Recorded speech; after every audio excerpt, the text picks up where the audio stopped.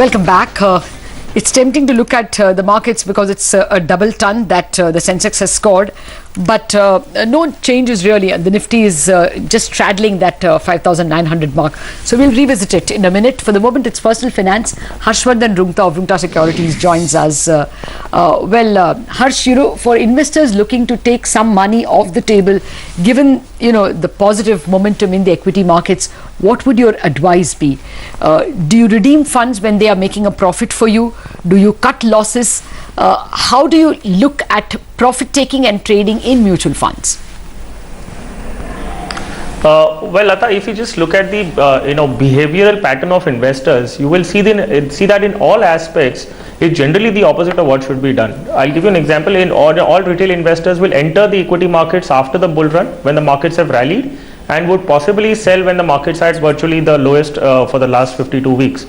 If you look at after having made an investment, the behavior is still the same. I'll give you let's take an example of a person who's invested about a year ago in two stocks, ITC and Wyeth.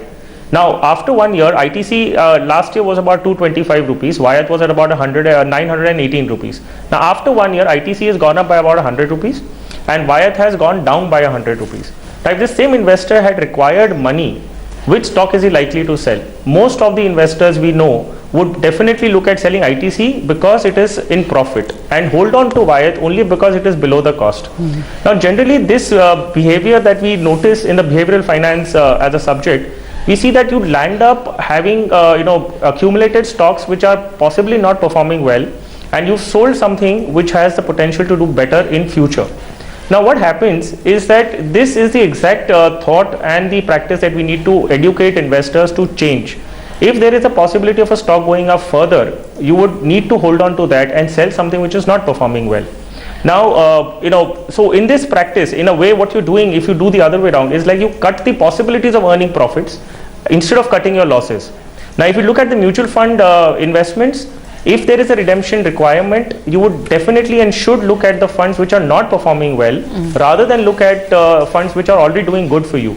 So this is generally what an investor should keep in mind, that first look to cut your losses and not your profits. It's a very strong statement I'm making. You should look to cut your losses and not your profits. Okay. So then you'll be able to take better investment decisions. Indeed, that's one golden rule in stock market, which says that cut your losses and let your profits run. At least that's the rule that goes for day traders. Let's get a caller then. Amok Sharma joins in from Mumbai. Amok, hi, afternoon. What's your query?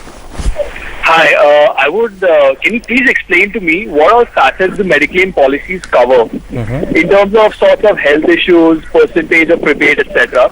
Also, which are the best such Mediclaims to purchase? All right, Harsh, can you answer the query? I mean, he is 23, so I'm assuming he just started service. What would be the advice for him? Amok, I would like to first just clarify, Mediclaim policies are those policies which look to reimburse the cost of hospital expenses. So essentially you need to be hospitalized and all the expenses that you incur will be reimbursed to you. So it's on actual basis. You need to be hospitalized for at least 24 hours. So in case you're not hospitalized for 24 hours, your claim is not admittable.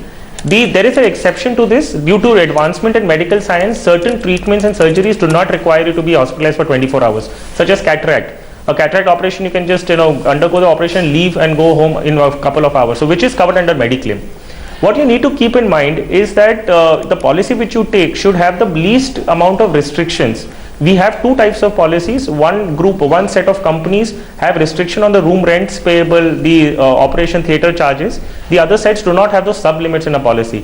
What I would recommend is that you look at buying policies from either Tata AIG Mediprime or an Apollo Munich EC Health. Now, these policies do not have any sub-limits or restrictions in terms of claims for the room rents and doctor fees. Also, as far as the scope of the coverage is concerned, all the ailments or injuries are virtually covered. I mean, anything that you need to be hospitalized because of an injury or because of an ailment is covered, excepting for a few which are such as, if you go for a plastic surgery which is not related to an accident or a burn case, however it is you're doing it because of, as a part of a beauty treatment, which is not covered. Childbirth, pregnancy and childbirth is not covered in these hospitalization policies. So these are basic concepts, basic facts which you can keep in mind, and you can buy a policy either from Tata AIG or Apollo Munich. All right. Thanks a lot, Harsh and Amok, for joining us in this Q&A. A note to you viewers, if you remember to join us at the same time tomorrow.